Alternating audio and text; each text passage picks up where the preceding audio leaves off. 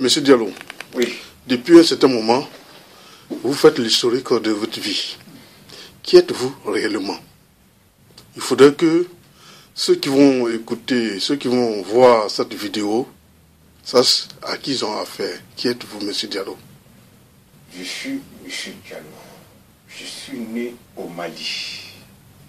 Plus précisément dans la région des Cailles. Je suis né là-bas. Je suis grandi là-bas. Je suis arrivé en France à l'âge de 24 ans, 8 mars 1989. Je suis rentré en France. Je travaille en France. Si je vous raconte tout ça, c'est parce que il y a l'injustice qui me suit. Il n'y a pas de raison. Monsieur Diallo, c'est un peu aléatoire parce que si Monsieur Diallo, bon, mais il y a un multiple Diallo. Je suis M. Diallo. Donc, M. Diallo, malien. Je suis de nationalité malienne. Oui, mais M. Diallo, ça c'est votre nom. M. Diallo, on ne vous connaît pas en tant que M. Diallo. Vous êtes Diallo, vous avez un prénom, vous avez Diallo Sissoko ou bien Diallo, je ne sais pas. Oui, je m'appelle M. Diallo. Le prénom, on dit l'homme. On reconnaît l'homme par son prénom. Son nom pas son nom plutôt, son nom de famille. Le prénom, je peux le dire. Je m'appelle M. Diallo. Ça, c'est mon nom de famille. C'est le plus important. Aboubakar aussi est important.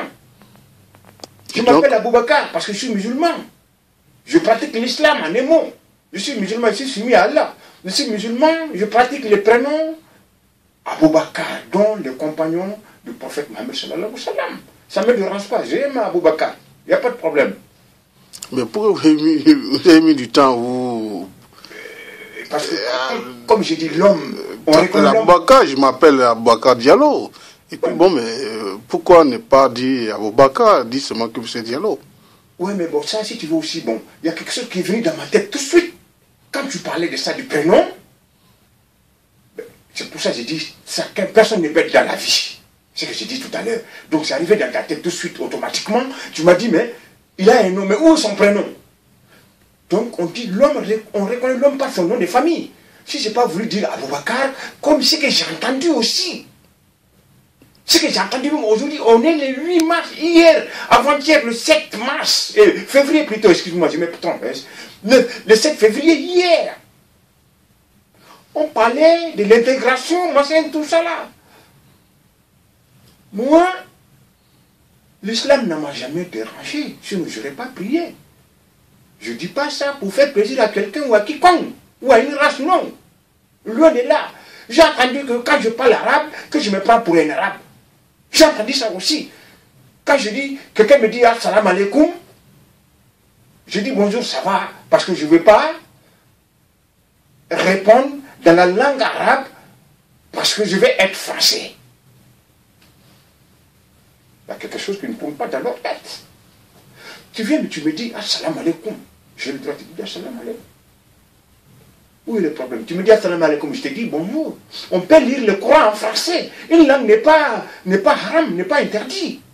Une langue, tu n'es pas interdit. Quand tu lis le Coran dans le français, tu vois, les gens, ils ne réfléchissent pas, ils réagissent tout le temps. Quand tu lis le Coran dans le français, là, maintenant, pourquoi tu ne dis pas, pourquoi tu lis le Coran dans le français, c'est qu'il ne comprend pas là? La réponse, elle est là. Pourquoi tu ne dis pas, tu lis pas en arabe, tu lis en français, celui qui ne comprend pas arabe. Donc si moi je dis bonjour, tu me dis assalamu alaikum, je dis le père en soi, toi aussi, même si je te dis bonjour, c'est pas grave. Il n'y a pas de problème.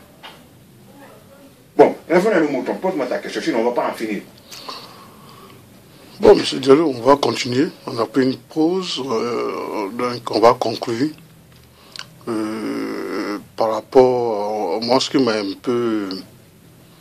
ce que j'ai gardé en esprit, c'est le fait que depuis un certain moment, il y a un certain Malien qui vous suit de partout, et même vos communications, même jusqu'à aller dans votre vie privée.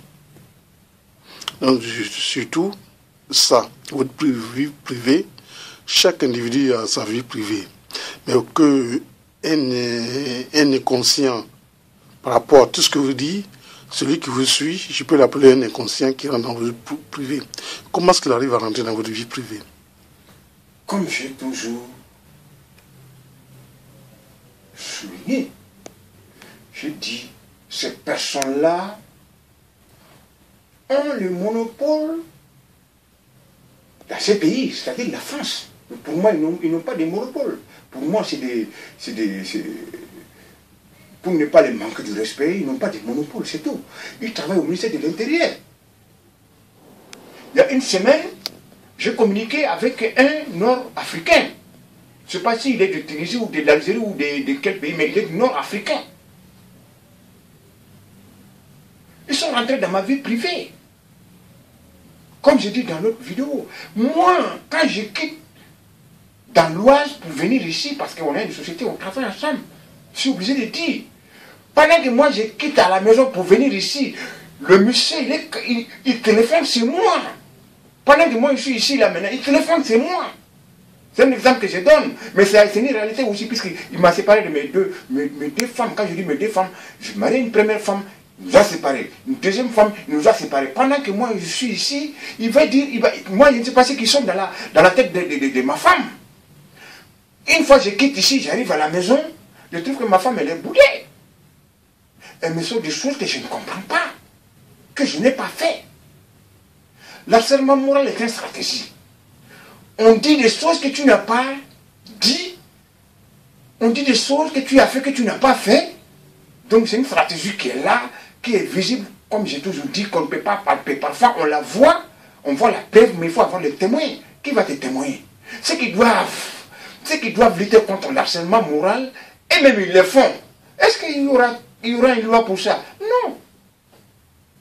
Ils sont rentrés dans ma vie privée. Ils m'ont séparé de ma première femme, comme j'ai souligné dans l'autre vidéo.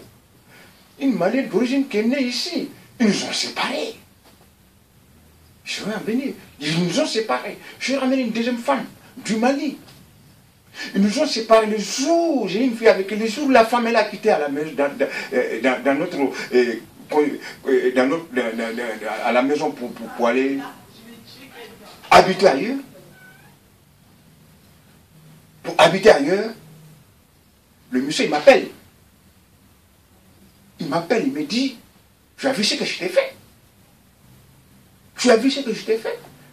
Il était divorcé encore, la deuxième femme. C'est là où je vais répéter encore. Tu as séparé Amadou de sa femme blanche.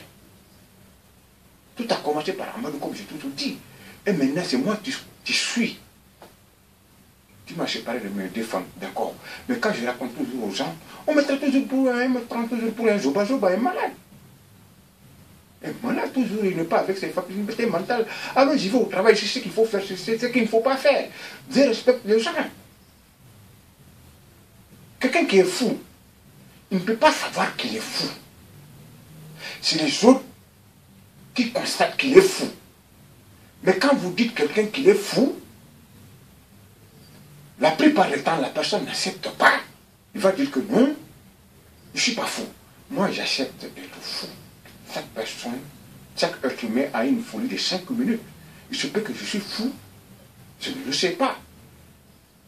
Mais depuis 2007, que nous avons travaillé dans une société, toi et moi, jusqu'à nos jours, en dehors de la plaisanterie, tu n'as jamais vu quelque chose d'anomalie en moi. Donc, c'est par ça, par là, il passe des harcèlements moraux, te rendre malade, te séparer ta femme, ça peut vous arriver. Vous, Français blancs, vous immigrés, si vous voyez cette vidéo-là, surveillez vos téléphones. Quand vous voyez votre femme, vous rentrez à la maison, votre femme est boudée. Vous, hommes, je parle tout homme, vous rentrez. Je ne viens pas à votre aide, mais j'essaie de vous expliquer. Celui qui comprend, il comprend. Celui qui ne veut pas comprendre, il a le droit. Mais moi, quand même, j'ai vécu. Surveillez vos téléphones. Quand vous trouvez votre femme est boudée à la maison, posez-lui la question. C'est la conclusion que vous faites ou bien... C'est pas la conclusion que je fais, c'est que j'arrive. Allons vers la conclusion, M. Diallo. Quand vous voyez votre mari, vous rentrez à la maison, votre mari, vous faites la guerre. Posez-lui la question, ce qui se passe exactement, votre téléphone. il se passe des choses dans les téléphones pendant que vous parlez. Ils ont tous les monopoles. Je ne peux pas toujours accuser le ministère de l'Intérieur, mais il y en a des gens qui téléchargent des logiciels espions, qu'on appelle ça, logiciels espions. Si vous avez quelqu'un qui est contre vous dans votre voisinage ou dans votre famille, qui maîtrise l'informatique, il est capable de briser votre couple. Donc, ces gens-là, quand même, moi, de mon côté, c'est le ministère de l'Intérieur français qui a bougé mes 2 mariages. Je ne suis pas dit le gouvernement actuel qui est là, car ça existait avant que le gouvernement, je ne suis pas pour les faire plaisir. Ça existait avant qu'ils arrivent, depuis 1992. Pendant 1992, ça faisait que 3 ans que j'étais en France, je ne travaillais même pas. Je suis resté 10 ans ici en France sans travailler, j'étais au foyer à CDD. Mais j'étais harcelé toujours à cause de mon petit frère Amadou, comme j'ai toujours souligné, jusqu'à aujourd'hui. 8 février 2014, je suis harcelé. Monsieur Diallo, qu'est-ce que vous allez dire quel conseil vous donnez à les immigrés qui sont ici, pour terminer? Je dirais aux immigrés, quelle qu'en soit votre origine, quelle qu'en soit votre couleur, sachez que Dieu vous a créé en tant qu'humain. Les jours où on va rentrer dans la région, parce que je suis quelqu'un de croyant, les jours où vous allez mourir, les cris, le hoba que vous faites dans la rue, tout ça, l'autre est mieux que l'autre, moi je suis mieux que l'autre là. Les jours où vous allez mourir, les jours où vous allez mourir, Dieu ne vous demandera pas si vous êtes noir, si vous êtes blanc, si vous êtes gris, si vous êtes jaune. Il ne vous demandera pas. Il vous demandera juste les jours de votre monde. Vos cœurs et vos actes. Est-ce que vous avez été sincère pendant que vous vivez sur terre? Il ne connaît ni couleur, ni rien, ni vos pieds, ni vos parures, ni la marque de vos chaussures, ni la marque de vos vêtements. Ok, le conseil maintenant. Le conseil, c'est pour leur dire que quand vous entendez quelque chose à la télé, vous entendez quelque chose à la radio, ne suivez pas le média directement comme ça. Ceux qui sont là, les journalistes, ils racontent, comme j'ai dit, ils ne sont pas tous pareils, je ne veux pas généraliser, c'est des prétentieux. C'est des gens qui sont là, comme vous-même, vous les voyez à la télé. L'autre se met à côté, l'autre se met à côté, l'autre se met à côté, l'autre mélangé, l'autre n'est pas mélangé, l'autre est moins mélangé, l'autre est plus mélangé. Ils se chamaillent entre eux, ils se font une place, ils se donnent une place à eux-mêmes. Alors pour moi, c'est des êtres humains, ça s'arrête là. Point. Donc je dis aux gens, réfléchissez avant de réagir. 1000 fois avant de vous s'acharner sur le gens que vous ne connaissez pas, que juste parce que les médias parlent, parce que juste le journaliste parle, vous écoutez le lendemain, vous vous acharnez sur des gens dans la rue. Et c'est que je ne comprends pas dans la mentalité des gens ici. Quand le média parle, on s'attaque à une race. On ne s'attaque pas à la personne directement. C'est-à-dire, celui qui ressemble à l'autre, c'est lui. Donc on s'attaque à toutes les communautés ou à toute une race. Mais ce n'est pas comme ça se passe. En tout cas, moi, de mon côté, je ne m'acharne jamais. Si il y a une race qui me fait quelque chose, le lendemain, je ne veux pas dire qu'ils sont tous pareils. Je ne veux pas dire que tous les blancs sont pareils. Je ne veux pas dire que tous les noirs sont pareils. Je ne veux pas dire que tous les arabes sont pareils. Non. Je ne veux pas dire que tous les nord-africains sont pareils. Non. Et aux blancs. Et aux blancs, qu'est-ce que vous dites pour terminer? Je dis aux blancs, ça c'est que si Dieu vous a créé en tant qu'humain, je ne peux pas vous mettre au-dessus de Dieu. Ça c'est hors de question. Clair et net. Ça je le dis, quelle qu'en soit votre race, on se met à la place de l'autre, mais pas à la place d'Allah. Donc, si Dieu vous a donné une tête et que vous réfléchissez, parlez-en à votre gouvernement. Je parle aux Français. Parlez-en à votre gouvernement. Ce qui fait aux gens, ça ne se fait pas. Parce que nous, Africains, pas tous les Africains, j'ai dit moi, Africain, je veux dire plutôt, moi, Africain, en tant que Malien, quand je vois un blanc dans la rue au Mali, je le jure, c'est pas pour vous faire aimer, me faire aimer par vous. Mais un blanc, il est venu chercher son pain, comme nous, on est venu chercher notre pain. On ne dit rien. S'ils ne rentrent pas dans notre domaine, on ne leur dit rien. Ils font leur vie. Ils vivent mieux que nous, même c'est nous là-bas, ils vivent mieux que nous. Donc, dites à votre gouvernement qu'il y a certaines personnes ici qui travaillent pour votre gouvernement, qui sont là à surveiller des gens, la plupart des immigrés qui veulent s'en sortir. La jalousie suit partout. Là, on va en venir pour ça aussi. Parce qu'on ne doit pas avoir tel salaire, parce qu'on ne doit pas avoir telle fonction, parce qu'on ne doit pas créer des sociétés. Il y a la jalousie suit partout. Dites à votre gouvernement. La façon dont nous travaillons ici, vous aussi, vous travaillez comme ça, c'est nous. Quand il n'y avait pas, s'il n'y avait pas eu de guerre civile, on aurait dit au monde entier qu'il n'y avait pas d'Européens qui vivent en Afrique. Donc dites à votre gouvernement qu'il nous laisse tranquille. Merci, M. Diallo.